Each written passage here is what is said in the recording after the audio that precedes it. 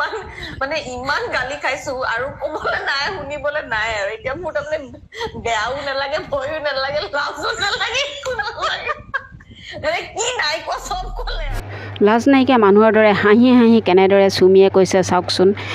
এতিয়া হেনো তাই অকণো লাজ নকৰে, যি ক'বলগীয়া আছিলে সকলোখিনি কথাই কৈ পেলালে তাইক মানুহে। পলাই ফুৰা মানে হৈছে এডমিট কৰা, পলাই দিয়া মানে হৈছে I am admitting my self that I have committed the crime. গতিকে পলাই দিয়াতকৈ আচলতে চাৰেণ্ডাৰ কৰিলে ভাল, তেতিয়া আইনৰ যোগেদি যি হ'ব। কাৰণ পলাই থাকিলে লাভ নাই, ক'ত পলাব ন, অসমৰ ঘূৰি আহি আকৌ ইয়াতে পাবহি লাগিব, আকৌ ইয়াতে আহিব লাগিব। বিগত 10 দিনে পলাই ফুৰিছে চুমি বৰা।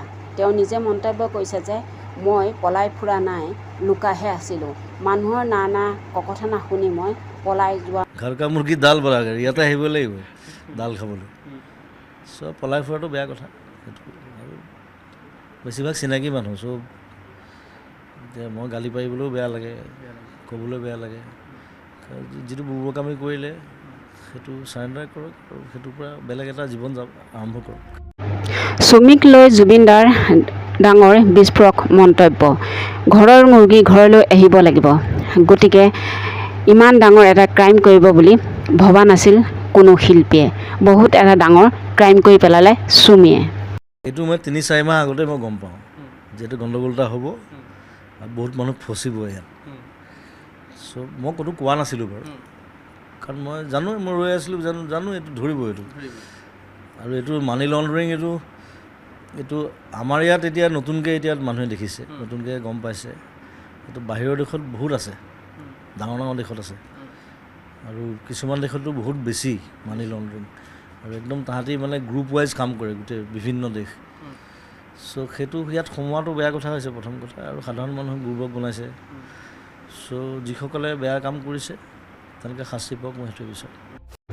বিগত 3-4 মাহৰ আগৰ পৰাই জুবিন দাই গম পাইছিল যে এনেকুৱা এটা ডাঙৰ ক্ৰাইম কৰিব চুমিয়ে। কেনেদৰে গম পাইছিল সেই কথাটো কিন্তু নক'লে জুবিন দাই। অৱশেষত তেওঁ ক'লে যে যিসকলে এনেকুৱা ধৰণৰ ডাঙৰ ডাঙৰ ক্ৰাইম কৰিছে তেওঁলোকে বহুত ডাঙৰ অপৰাধ কৰিছে আৰু সেই অপৰাধীবোৰে উচিত শাস্তি পাব লাগে।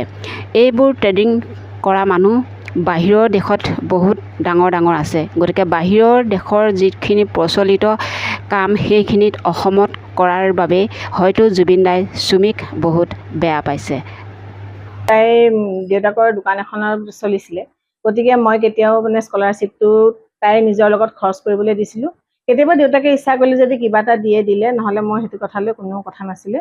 খালি মানে তাইক মই মানে নাচটো যাতে এৰি নিদিয়ে, তাই ভাল নৃত্যশিল্পী আছিলে, সৰুৰ পৰাই তাই মানে খুব এইবিলাক আগ্ৰহী আছিলে, সেইকাৰণে সেইটোত লাগি থাকক বুলি মানে মই সহায় কৰিছিলোঁ।